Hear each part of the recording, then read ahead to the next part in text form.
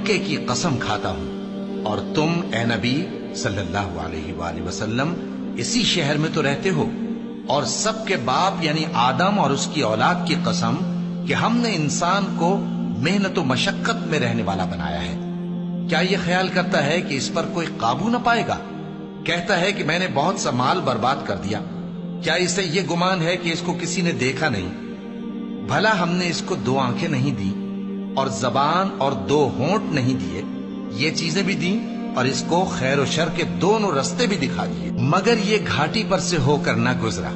اور تم کیا سمجھے کہ گھاٹی کیا ہے؟